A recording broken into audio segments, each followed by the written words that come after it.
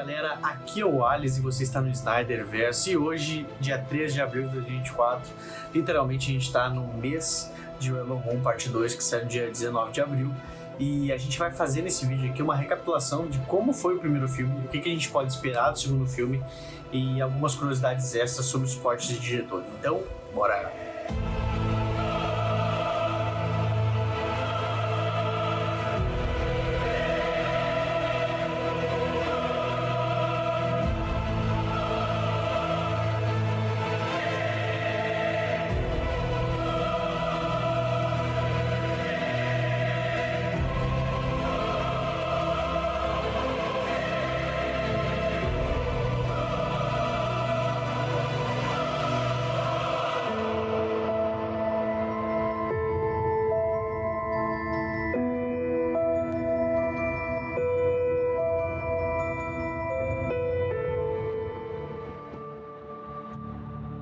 E galera, se você não deixou aquele like, por favor, deixa o like aí, se inscreve no canal para que a gente continue produzindo mais vídeos, se puder apoiar os vídeos aí no canal também. E bom pessoal, só o seu like já vale muito o meu dia pra gente continuar produzindo conteúdo aqui. Então vamos lá! Galera, pra quem não se lembra, o primeiro filme ele trata ali da busca da Cora, que tá num planeta chamado Velt, um planeta de fazendeiros. Então a Cora, que é a personagem principal, interpretada pela Sofia Boutella, tá lá no meio desses fazendeiros, quando o Império ele chega para solicitar suprimentos ali para os fazendeiros desse planeta. E aí eles têm aquela discussão toda dizendo que eles não têm recursos, que na verdade o planeta é escasso de recursos, uma grande mentira, né? Eles acabam mentindo porque a Cora meio que induz eles a mentir, dizendo que os caras vão tomar tudo, e de fato eles querem, né? E aí o Gunnar, né, que também é um dos protagonistas, acaba revelando que não, na verdade eles conseguem produzir, e isso acaba causando a morte ali do Sindri, morte do líder da vila, e que inicia toda a jornada do filme, né, que é a jornada do filme é a busca deles para unir uma equipe para poder salvar o planeta, porque a gente sabe como a história, segundo a Cora, né, a gente já sabe como a história vai acabar. Eles vão acabar fornecendo os recursos e vão ser mortos depois pelo Império. Então a ideia deles, a ideia da Cora juntamente com o Gunnar, que saem nessa viagem, é buscar as conexões necessárias para trazer o pessoal da rebelião para ajudar eles. O pessoal da rebelião, no caso, é os irmãos Bloodaxe, que é o Ray Fisher e a irmã dele, que eles têm um exército que aparece no final do filme, e mostra que eles precisam da ajuda desses caras. Então eles saem para achar especificamente esses dois, tá ligado? Os irmãos Bloodaxe, que o Gunnar já tinha feito comércio, etc. Então, cara, na verdade o filme ele tem uma premissa bem boa, bem bacana, né? Então eles saem nessa jornada, eles vão naquele bar onde eles enfrentam alguns monstros e eles conhecem o Kai, né? O Kai, que é interpretado pelo Charlie Hunnam, quem conhece de The Anarchy, conhece ele, né? Então a gente encontra ele lá e ele meio que quer se unir ao grupo. A gente não entende muito bem as motivações dele. No início, assim, eu achei, cara, meio que sem motivação, mas na verdade a motivação já tava, só não tava clara pros protagonistas, né? Mas no final do filme a gente descobre qual era a motivação de fato do Kai.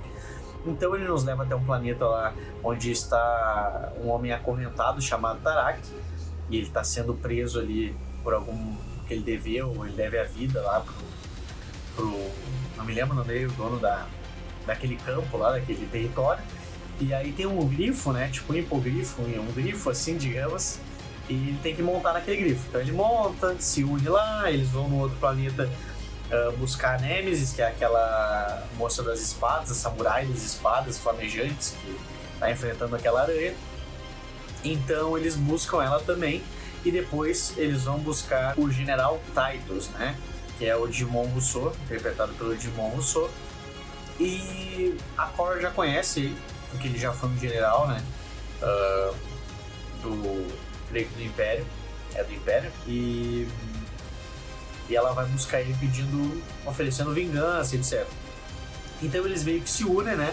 Até que eles pousam no mapa antes de ir pra Velt, antes de ir pros Bloodaxe, eles pousam ali numa plataforma na qual é revelado que o Kai, na real, traiu toda a equipe, né? Então, tudo isso acontece nesse filme e acaba uma luta, né? Um confronto final ali entre o General Noble e a própria Cora, né? Que é a Artelias, que é o nome que ela usava quando estava trabalhando pro Império, que a Cora era do Império, né? Então, basicamente, toda essa é a premissa do primeiro filme. Claro que tem muito mais camadas, tem muito mais lore dentro do filme, e principalmente nos cortes estendidos, onde vai expandir a história do Jimmy, etc. Mas, cara, a gente tá no mês de Rebel Moon Parte 2, dia 19 de abril, vai lançar o segundo filme, eu tô bem empolgado, tem muita gente bem empolgada com esse filme, na verdade, principalmente lá o público americano, né, que tá desejando uma coisa nova que não seja Star Wars, porque, segundo eles, Star Wars já acabou. Mas o que acontece, cara? A parte 2, a gente viu no trailer aí que tem a reação aqui no canal, pode clicar no card, que a Cora ela vai se infiltrar na base do inimigo, né? Basicamente o trailer é esse, a Cora vai se infiltrando, entrando de bom grado com o inimigo, provavelmente fingindo que tava tudo certo lá dentro, até que ela trai todo mundo de novo e acaba destruindo as coisas de dentro para fora, né? Essa eu acho que vai ser a história principal do filme, além de ser um filme de guerra, né? Porque o Império ele vai até Veldit pra atacar todos eles. Ele quer destruir tudo, tá ligado? Eles querem destruir todo o planeta Veldit, o planeta dos fazendeiros.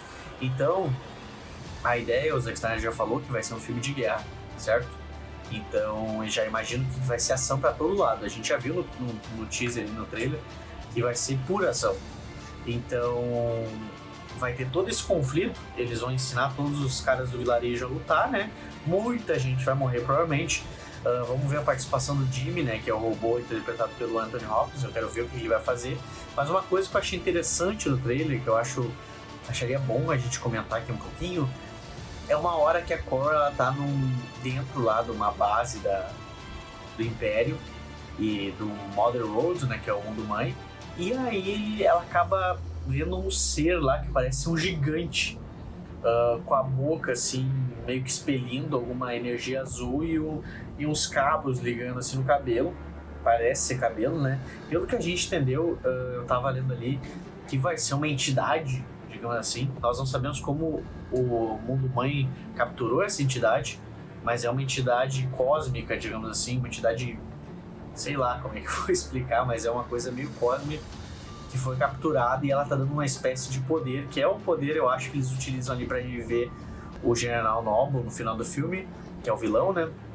E depois pra ele fazer uma conexão via link lá com o Balazairos, né? Que vai ser o grande, tipo o Palpatine, assim, na minha visão. Então, eu acho que o filme vai por essa linha, sabe? Uma coisa, cara, na verdade, muita gente me perguntou, principalmente no Twitter, por que eu tô tão empolgado pros cortes de diretor? E, cara, simplesmente porque a gente vai fazer um vídeo sobre isso, mas todos os cortes de diretor do Zack Snyder são melhores, cara. Todos os cortes de diretor dele são muito melhores que o filme que normalmente sai. E a gente sabe que a Netflix pediu um corte de 13 anos aí pra esse filme, mas eu ainda acho que os cortes de diretor vão ser muito melhores. Muito. E eu ainda sou do público que acha que esses cortes têm que sair primeiro. Eu acho que eles têm que sair primeiro. Beleza, a Netflix quer lançar uma versão censurada, reduzida, beleza, lança depois, cara. Lança depois. Eu sei que talvez não tenha o impacto que teria um corte mais 13, né? Corte 13 anos, mas tipo, tu meio que prejudica o teu público fazendo, na minha visão, né, esse tipo de estratégia, lançando um corte inferior, entre aspas, né? Mas basicamente é isso que eu acho que vai acontecer. Eu tô bem empolgado pro filme, a gente vai ter novidades aí nas próximas semanas, até porque na semana que vem, eu acho que sem ser nessa, na próxima já lança o filme. Então eu vou fazer uma reação aqui no canal. Eu nunca faço isso, mas eu vou fazer uma reação aqui no canal. Vou reagir ao filme inteiro, vou gravar eu reagindo ao filme inteiro e aí eu boto os melhores momentos aqui pra vocês. Acho que vai ser bem bacana, acho que vai funcionar direitinho. Talvez eu grave pela minha webcam, ou seja, pela minha câmera aqui que eu tô utilizando, porque talvez não tenha tanto espaço, mas aí eu posso até disponibilizar inteiro, aí eu vejo como eu faço, mas os highlights vão ter aqui, tá? Então, basicamente é isso, galera, em um oferecimento aí da Netflix, Rebel Moon, a Marcador de Cicatrizes, parte 2, vai ser liberado no dia 19 de abril de 2024. E aí, tá ansioso? Deixa aqui nos comentários, deixa o like e se inscreve no canal. É isso aí. Fui!